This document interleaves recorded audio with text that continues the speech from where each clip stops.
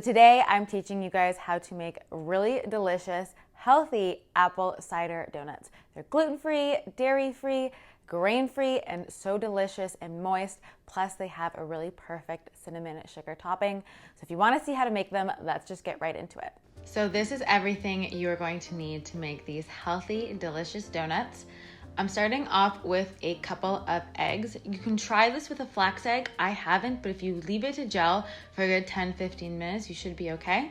To that, I'm adding in some maple syrup, but you can also use honey if you wanted, a little bit of vanilla for flavor, and then some apple cider. So apple cider is a bit different than apple juice. I just found mine at my local grocery store. If you can't find apple cider, you can use apple juice as well, but the cider just makes it a little bit different. So I'm whisking that together, and then to that, I'm going to be adding in some melted coconut oil, and then just whisking that until combined. Next, it's time for the dry ingredients. So I'm adding in some almond flour, as well as some baking soda, and then some apple spice. So this is just apple pie spice, but you can definitely use just cinnamon as well. And I'm combining that until everything is nice and smooth. And then all you have to do is add in the mixture into your donut pan mold. If you don't have a donut mold, these definitely make really great muffins. I just get silicone molds off Amazon. They're really inexpensive, and I like the silicone for popping them out after. It makes it really easy. While those are baking, I'm just making a quick cinnamon sugar topping with a little bit of coconut sugar and then some cinnamon. And then once they're done, I'm just dipping them into the coconut sugar to coat them.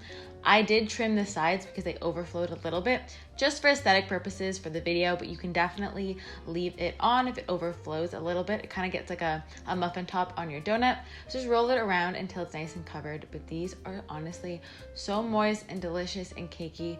You're gonna love them, and it's also a super simple recipe. I would suggest keeping them outside of the fridge for about 48 hours, but beyond that, you're gonna wanna freeze them so they stay nice and fresh.